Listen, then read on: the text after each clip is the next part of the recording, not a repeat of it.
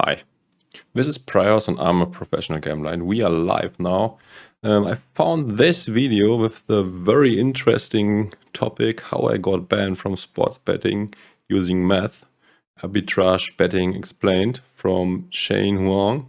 I hope I pronounced his name right. Yeah, thanks for that and shout out to him. Yeah, we will now look into that. And yeah, I'm very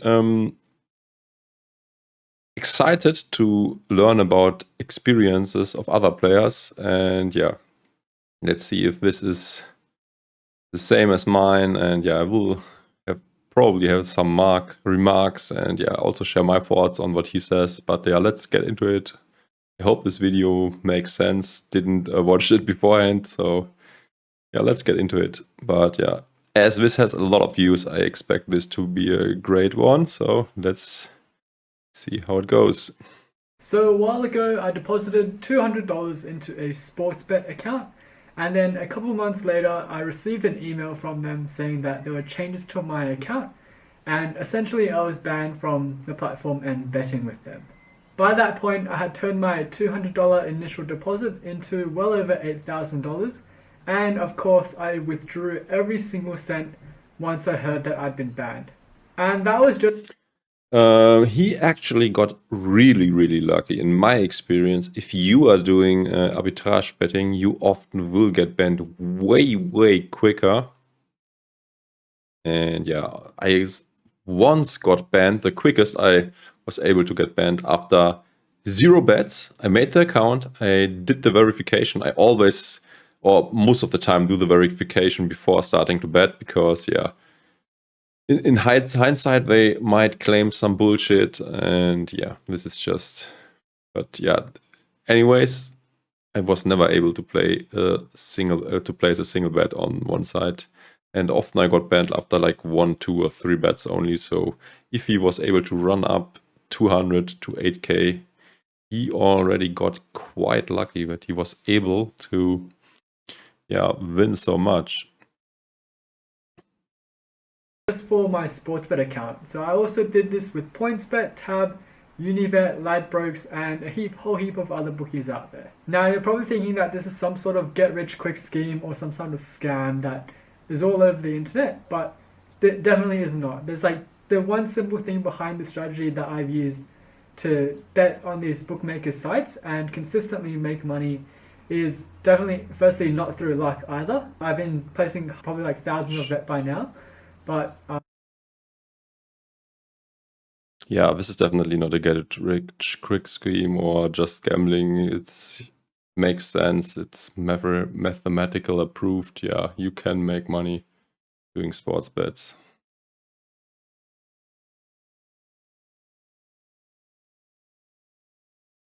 Yeah, they definitely don't let you play a lot. Yeah, they ban and take the funds. I guess some do. Yeah, that's another issue. I mean, if you are under a good regulation, you probably don't have run into this issue that often. But especially if you are in the EU, so the European Union, and if you are under the regulation of MGA, you might get scammed very often. And yeah, if it's like Curacao license or something, it's even worse when you. Yeah, I mean, it happened to me too. Yeah, I run up the money, and then they just scammed me and not paid me. I mean, you are lucky if you just get banned and get your money. That's a good case. The bad case is they just say, yeah, okay, fuck off, you don't get the money. So that's why I think it's not too profitable to do arbitrage betting. Nowadays, the bookies are very suspicious and we will have automated systems that will warn you that the guy betting is a potential arbitrage better. And if you bet the best odds always, or very often, then you will get banned in a blink of an eye. So that's basically not worth it. You will have to make like 50 accounts and you will lose them very quickly, and some will scam you. You will make some profit, but all the profits will basically get away because sites will not pay you. at least within the EU. But under some better regulation, I expect that you probably can make decent money. Like, for example, if you are living in the UK, and I think this guy is from Australia, so they might have a good regulation there too, and you at least get your money. But yeah, let's see what he's talking about. I still manage to consistently make money. And it's just one simple principle that we've all learned in high school, and that is just mathematics. There's nothing else to it. Yes, mathematics is the entire foundation behind this betting strategy, which is what's sometimes referred to as arbitrage betting, or what I like to call it positive EV betting. Firstly, we need to try to remove our perception of sports betting as a bad habit and like a gambling addiction kind of thing that people will get sucked into and end up losing a load of money. So that is actually probably true for maybe... I think we actually don't have to remove that completely from the picture. I mean, there are guys like him and me who can control their emotions and stuff, but there are also other people that get addicted and that are not able to control themselves. For example, let's say you have a big losing day, although this is not possible with arbitrage betting. But yeah, let's say you find a plus EV spot, you don't do arbitrage betting, you go down a lot, and then you are tilted and you try to chase, and then you get addicted and you chase even more, and at some point you just want the thrill and you don't do the good bets anymore, but you also throw in some bad ones, and that's how they get you on the hook. And this can even happen to some good players. I mean, I know poker players that play greatly, but lost all the winnings back by just playing in the casino. So yeah, you have to be very emotional stable, and yeah, don't get hooked from all these things that they try to throw at you. And you definitely have to control your emotions and also be a very controlled guy. And yeah, only bet when the mathematics are right, and yeah, don't get emotional or tilt or something like that, because yeah, that will be the beginning of the end, meaning that your bankroll will decrease and at some point cease to exist. So let's move on with the video. 90% of the case, but there are people out there who have figured out strategies to be able to consistently beat them. And firstly, there's probably another one out there which is like just based on pure analysis, where you analyze sports, analyze maybe... Okay, you can't read that because my head is in the way, but it's fundamental analysis of the sport. Horses, and like be able to bet on ones that are kind of underpriced. Whereas this strategy that I'll be showing today is all about the mathematical... Okay, mathematical strategy. Arbitrage is the second one. Side, and I would say is a strategy that poses a lot less risk, and you can still consistently make money by doing this. So let me explain the maths behind arbitrage betting. Yeah, I also want to comment on this. Yeah, there are a few ways to make money in sports betting, and I think the best one actually is to create a winning system. You don't necessarily need to be good at the sport and have a better understanding than the bookies and find odds that are very good. You can also beat them by just testing theory. Let's say you have a database of 2,000 tennis matches, and your theory is that in a range of odds of 2.0 to 2.2, the bookmakers always give 2 good odds. And yeah, then you test for the strategy, always play if a guy has odds of 2 or 2.2 and see what the result is. And if you come up winning after, like, let's say 2,000 games, you can probably assume that in the future this strategy will work out too. You will also get a ROI, so a return on investment. So it will be like, let's say 2 or 3%. And yeah, that's how you could find winning matches. Or you could also have another theory, like if a huge favorite in soccer is behind after the first half with 1 goal, let's say, the big favorite is behind 0 to 1, then still bet on win and you will make money. So that's like the hypothesis that you test. And if over a greater sample of events, this turns out to be plus EV when you just apply this system and try to find matches that, work with your methodology, and then you just bet on it and expect to make money. So that's the best way, I think, because arbitrage betting is, bookies don't like that at all. Bookies also pay a lot of attention to this. So if arbitrage opportunities come up, the bookies will often change odds very quickly so that you will not be able to make arbitrage bets anymore. And also the market will take care of this opportunity because people will naturally come in and take these bets, and that will shift the odds again so that no arbitrage is possible anymore. So I think the only way to make money long term is to go to the Asian bookies. These most of the time don't ban, or you will get banned if you are extremely good, but almost nobody gets banned on Pinnacle, for example. So you have to beat the Asian bookies. They are known for having the sharpest lines, so they are the hardest to beat. But if you find a way to beat them, you can play consistently and make money there.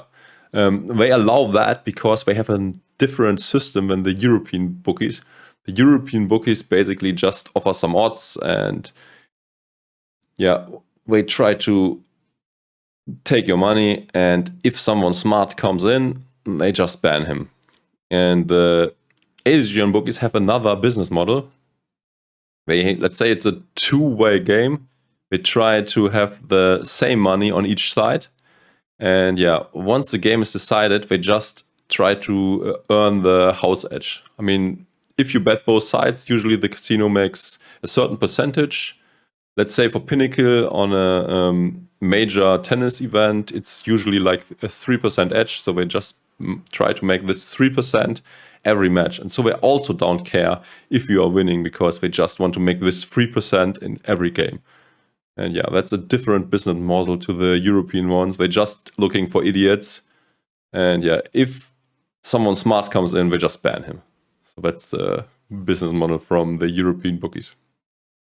So if you want to be successful long-term and make money with sports betting, you have to beat the Asian bookies. And if you can't, you could cheat as well. I mean, it's not cheating. It's like they're right to ban you. But if you can't win against the Asian bookies, or if you don't want to win against them, then you have to get new accounts all the time. And this means multi-accounting, buying accounts from your brother, your sister, your friends and stuff. And this obviously is strictly forbidden. And if you get caught, you will get all your money will be gone on the side. So but that's another way to consistently make money on the European bookies. Okay, that was already a lot. Let's move on. Firstly, let's go through an example of how sports betting bookies actually make their money. So let's say you have a coin toss. It can either be heads or tails, and there's a 50% chance of it being either one. Now, the sports betting bookie is allowing to bet on either heads or tails, and both of these prices are $1.90 odds. So if you put in $1, you get $1.90 back if it is right, and you lose your $1 stake if it isn't. So you either make 90 cents profit, which is $1.90 minus your initial dollar, or you lose the whole dollar if it isn't right. So let's say there's two customers who decided to bet on this bookmaker. One person decided to bet on heads, and another person decided to bet on tails. And both of them were given odds of $1.90. So now if it's heads, then the first customer will make $1.90 back, and the second customer will lose the initial dollar. So the first customer's made 90 cents profit, while the second customer has... what you don't see is in 10 cent and 10 cent, there's just a C missing. on the thing that's blocked by the chat. So just to let you know. Has lost the initial $1 they put in. So this has made the sports betting bookie 10 cents. And now let's say it was the other way around and it was actually tails, then the second customer would make $1.90 back on their $1 stake, and the other customer would lose their initial $1. So now again, the net profit for the bookmaker is $1, which they received from the stake that the customer lost, minus what they had to pay out, which was 90 cents. So effectively, once again, the bookmaker has made 10 cents profit. So this is the way pretty much bookmakers always make money. Their odds are always underpriced, and the odds are not in your favor. And it's just like gambling or betting in the casino where the house always wins. It's the same for these sports betting bookmakers. Their odds are always not the fair price, and you're always basically paying more to get these odds. While the odds generally should be higher than he's explaining this well. What they're actually offering you. And if you were to do this over the long term, of course, the bookmaker would eventually win, and you would pretty much always end up losing. So I said that the odds are not in your favor when the bookmakers are giving odds to you. So how do you actually work out the fair odds and what they should be? So to calculate odds, the formula is 1 over the odds equals the implied chances of it winning. So let's say heads and tails for a coin toss. It's 50-50, we all know that, right? And then let's say if it's heads, the chance of winning is 50%, which means 1 over the odds is equal to 50% or 0.5. So that implies the odds is 2. But the bookmaker is only giving you $1.90. So 1 over $1.90 is something like 53% or 55%, somewhere around there. And of course, that's not the true probability of it landing on heads. It's less than that. But they're making it seem like it's actually a high probability, but it's not, which means they're overcharging you. Now, this is when arbitrage betting comes in. Arbitrage betting pretty much comes in when the odds are in your favor. The whole concept behind arbitrage betting is it's removed all the risk because you've hedged it away. And this is where you can bet on one or more outcomes at the same time. And regardless of the outcome, you're guaranteed to not lose money. You're not guaranteed to make money, but you're guaranteed to not lose. And in most cases, you are going to be guaranteed to actually win money. So going back to the coin toss example, let's say if you bet on heads, the odds were $1.90, but it was $2.50. And it's the same for tails as well. So both these odds are $2.50, which is actually a very good price. If you bet $1 on heads and $1 on tails, either you get $1.50 if it's heads, and you get $1.50 if it's tails, but you lose the dollar from the other bet. So either way, you've guaranteed yourself a profit of 50 cents. So this is a way of guaranteeing yourself a risk-free profit, and you haven't actually had a view on the outcome, and you've made money regardless of the result, whether it was heads or tails. Yeah, this works. I mean, obviously one bookie is not making a mistake like that. I mean, they make mistakes like that, but if that happens, they will cancel the bet and you will not get your money. It will be just voided, so that's no help. But if you find a bet on heads on bookie 1 and a bet on tails on bookie 2, for these odds, you can place a sure bet. So yeah, that's how it works. And of course, and by the way, the cent is missing from the thing what you can't see, so you don't miss anything, basically. Of course, like your guaranteed profit can be even larger. Let's say instead of betting $1, you bet $100 each side. In that case, you'll be guaranteeing yourself. Thank you. One more remark to the arbitrage betting. You should not do arbitrage betting. I already mentioned the reasons for that. If you want to do something in that regard, I would come up with a system in order to find out which side is wrong. And the side that makes the biggest mistake, so where the odds are most in your favor, you only bet that one. So you will not guarantee win, but you will still make more money because you place less bets. You will get banned not as fast because you make less bets. And another advantage is if you only play the side where the mistake from the bookie is biggest, you will also maximize EV over the long term. So if you can afford having some variance, I would recommend that you do it as I explained. Let's make an example. Let's say it's not one bookie offers heads at 2.0 and one offers tails at 2.5. And you obviously know that the real odds are 0.5 and 0.5. So it's 50% for heads and 50% for tails. So the one bookie gives the exact correct odds on heads, but one guy is miscalculating very heavily and gives way too much money on tails. So you should just bet tails and don't bet on heads.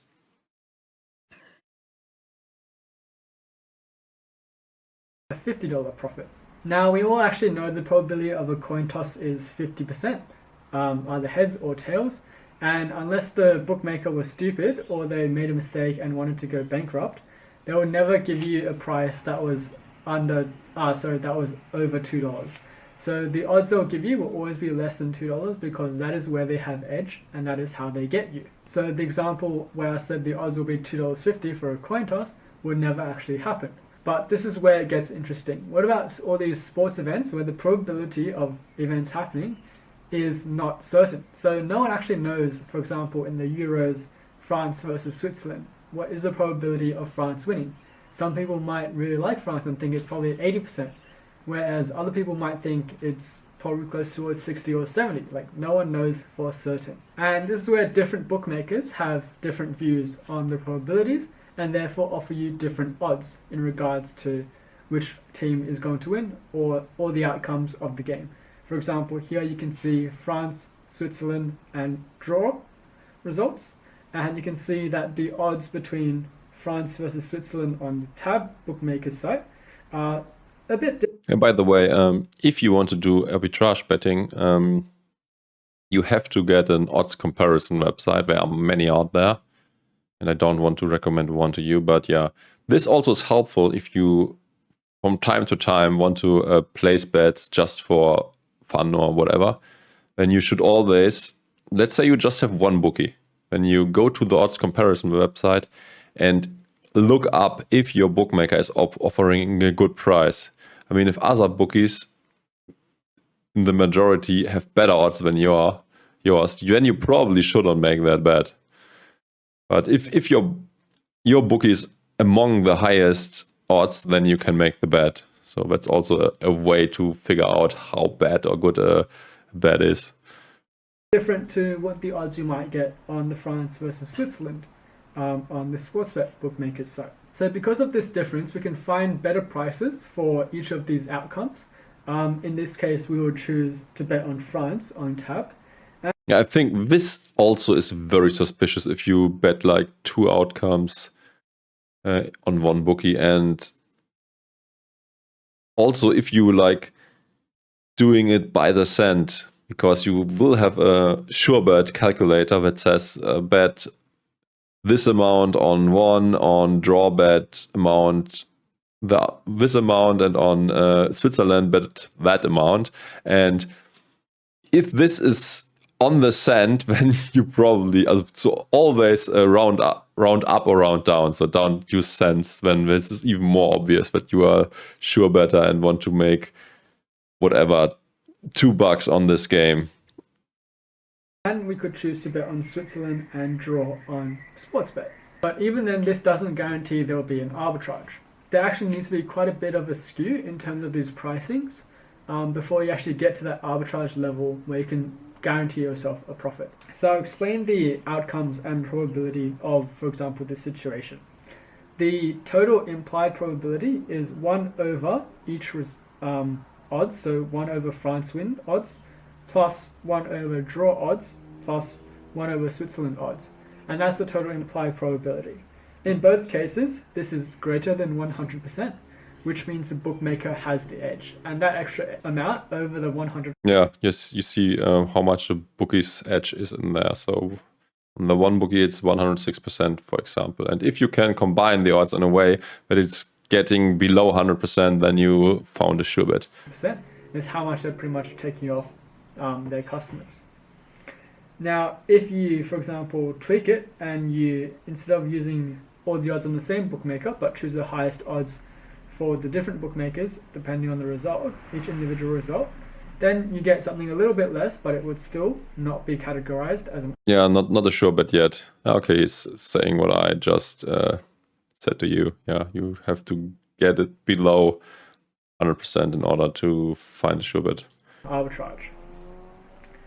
But now let's take a hypothetical example of a game between Djokovic and Medvedev. Let's say the first bookmaker thinks it's, again, a 50-50 chance of Djokovic or Medvedev winning, and it's a very close game. So your odds for Medvedev and for Djokovic are $1.90 and $1.90 for both players. Whereas the second bookmaker thinks Djokovic is a strong favourite. They're priced at $1.40, whereas Medvedev is priced at $2.50. Yeah, this is very theoretical, this example. Usually the bookies don't differ that much. We also got automated software, as already said, to make sure that they are not offering arbitrage opportunities that often. Once again, for each of these individual bookmakers, if you find the implied probability sum, it's again greater than 100. But what you can see now is, if you wanted to bet on Medvedev, you would just bet on Medvedev on bookie number 2, and you would bet on Djokovic on bookie number 1, because the prices are better on those sites for the respective players to win. And then if you do this implied probability calculation, you get something less than 100%, and this is where you can get the arbitrage coming in. So there's some arbitrage. Well, that was a huge arbitrage, 8% or something. You don't find that very often. And yeah, in order to find that, you probably also need to buy a service from a site or something, because yeah, it's not happening that often. And you also are not allowed to get caught, because if they found out that you use one of these services, you probably get banned, and at least under MGA legislation, you probably also don't get your money. And your deposit's probably also confiscated, so that's like a huge scam. Calculators online that you can use, or you can just make these in Excel, and it'll tell you if you want unbiased arbitrage, then you can bet this amount on player 1 and this amount on player 2, and you can guarantee yourself this profit if these were the odds. Or you can do a biased arbitrage, otherwise known as no loss arbitrage. If you wanted the better odds, for example, if you really believed in Medvedev, you'd bet on Medvedev to win. You'd make some money if Medvedev won, but you still wouldn't lose even if Djokovic won, because you've hedged away some of that risk. So you might be thinking, yeah, nah, this is too good to be true. There's no actual arbitrage opportunities out there. But because there's always... Yeah, I wouldn't hedge anything away. I would just play Medvedev only. Events going on, like either be soccer, tennis, cricket, rugby, AFL, horse racing, dog racing. There's always events going on. There's always mispricings from all the different bookmakers. There's so many bookmakers where you can take advantage of their mispriced odds, and there's definitely a lot of money to be made off of them each week. And it's all risk-free if you can do it right. But do remember, this is only the surface of... Yeah, it's really only the surface. It's not risk-free. Bookies might not pay you. Yeah, and there are more things that could change. While you already placed the bet, the odds might change, and now it's not a sure bet anymore. The limits might be different than you thought. Let's say you put a lot of money on one side, and then you find out that you can't put that much on the other side. Then you also don't have an arbitrage bet anymore, because you cannot put 200. You can just put 10 or something. Then the whole thing is not working anymore. It's not risk-free.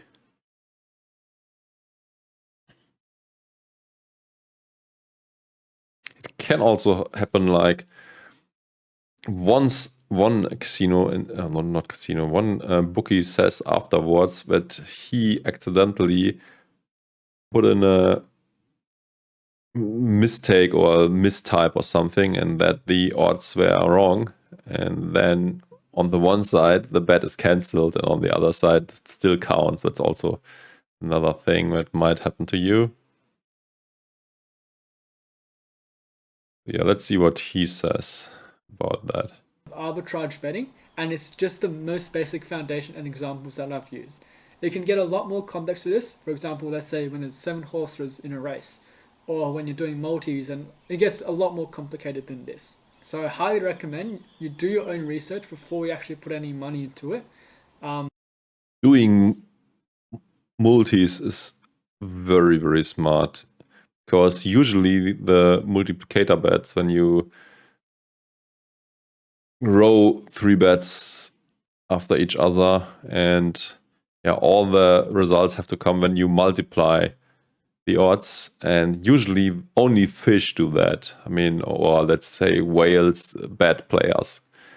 And then you probably will be discovered less fast from the bookie, because they will assume that you are a bad player first.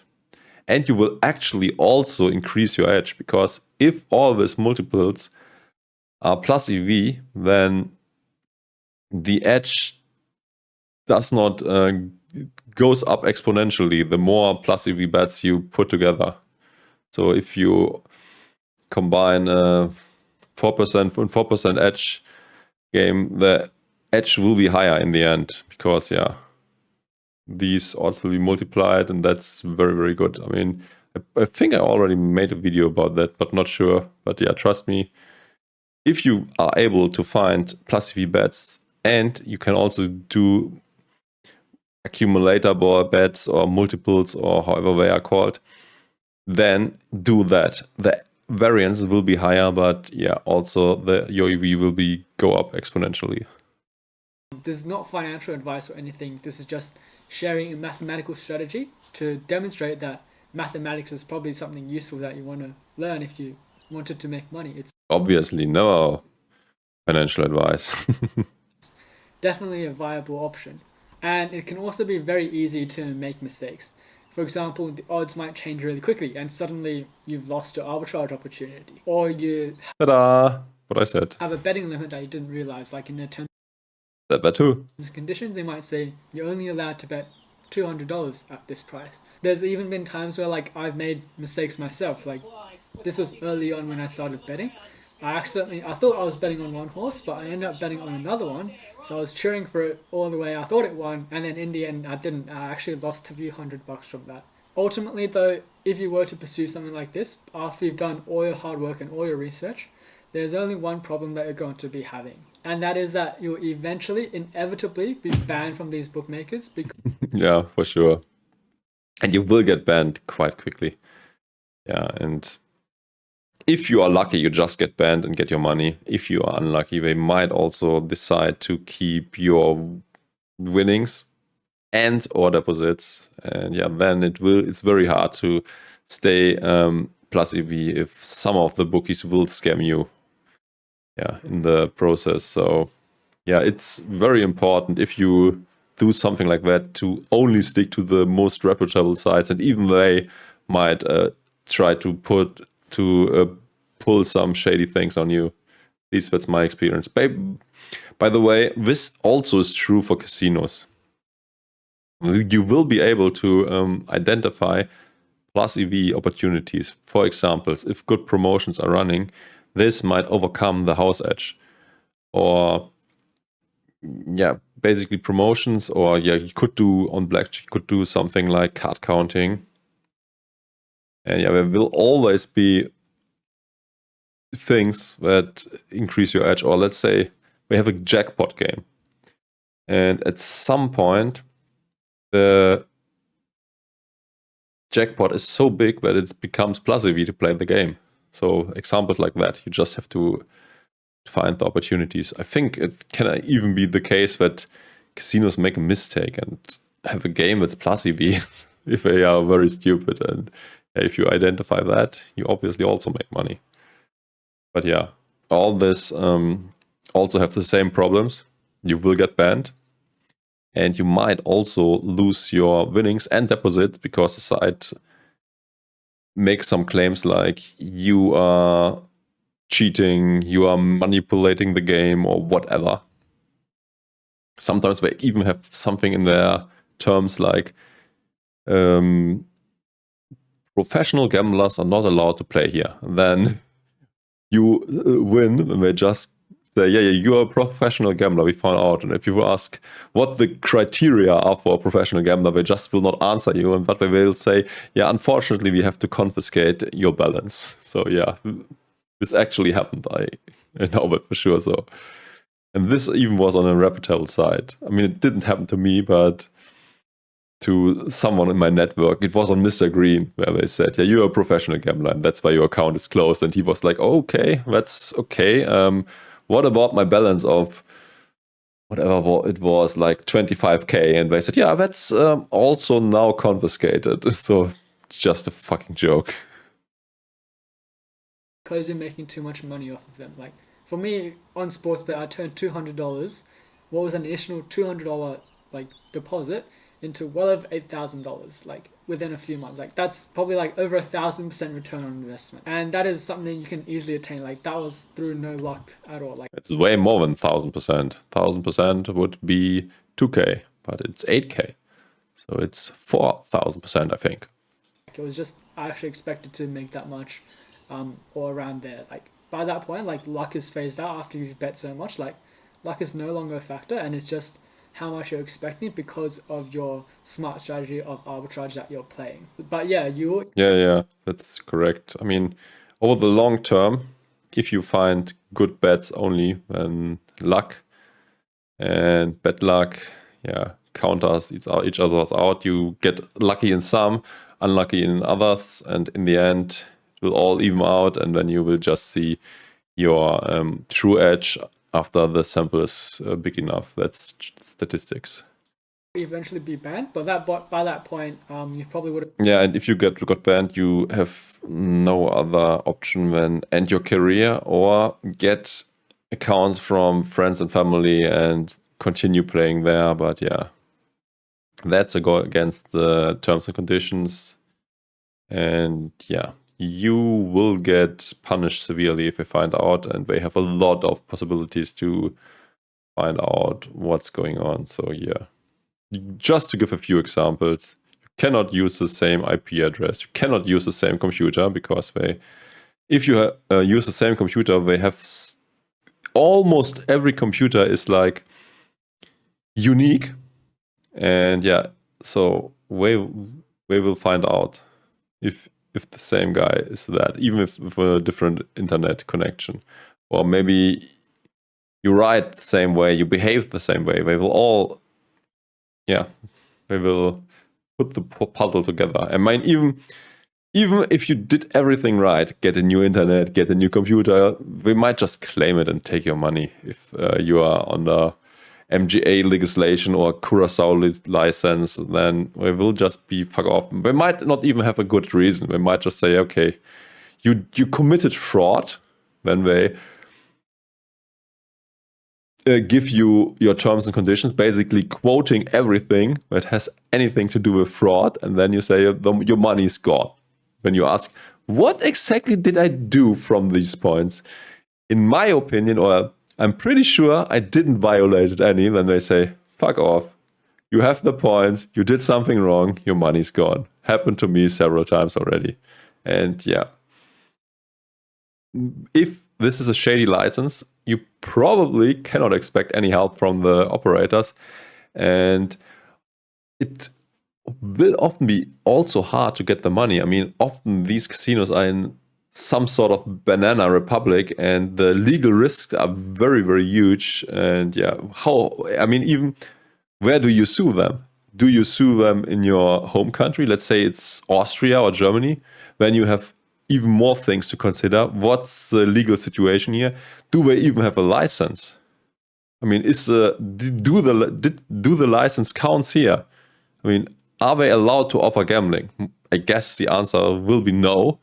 And these already opens a lot of questions. And even if you win in a court of law, how do you get the money? I mean, a title from Germany might not count in Curacao. And even if it counts, it might be hard to get the money, you understand. Or also other things that are very risky. If you play on small, shady sites, they might just go bankrupt. I mean, even big sites. Let's just talk about poker, like Unibet and Absolute Bet, Full Tilt, broke. Where we just went broke with millions of player monies in there. And yeah, if the DOJ didn't force stars to pay for that, then 500k or something from players would just be gone. So yeah, keep that in mind. So there are more risks. Not just you not winning the bet, but also not getting paid, bankrupt of the operator, and yeah, several other things that I probably forgot about. Made enough to like not worry or care about it and move on to something else now. Like this is just a one-off thing where you can make some money, have a good time, learn about mathematics and some betting while you're at it, and then that's the end of it. If you enjoyed this content, then please make sure to give it a big thumbs up and subscribe. Yeah, he forgot about the multi-accounting, or he didn't say it on purpose, because yeah, if he says that, he might get into trouble. So I guess that's the end of the video. Subscribe to the channel to not miss out on my future content where I give more money making tips and educational content. As always, take care and I hope to see you guys. Yeah, good video. Well explained. I think I was able to add a few points, but yeah, well done. I like it. Yeah, I hope you are now smarter about sports betting. And yeah, I also added some points about casinos. I hope you learned something. This is already the end. I don't have much more. Also need to go. Actually, I'm late already. So yeah, thanks for watching. And yeah, obviously follow if you watch this on Twitch. And also consider liking, subscribing, and all this if you watch this on YouTube. And definitely check out my video about PokerStars. That's one of the scams I was talking about. PokerStars definitely is one of the biggest reputable sites, and it's very likely at this point that they're trying to scam me for more than 100k euros. So yeah, if you would support me in this case as well by liking, subscribing, sharing this content with your friends to put some pressure or maybe even enable a shitstorm on stars, this would be very helpful and I might finally get my money. But yeah, at this point I have very little hope to get it ever if I don't pursue a lawsuit, and this might be what I have to do, because yeah, I obviously can't give them 100k. But yeah, this is completely off topic. No, not completely off topic, but yeah, just something I wanted to add in the end. Yeah, now really signing off. Thanks for watching. Bye bye.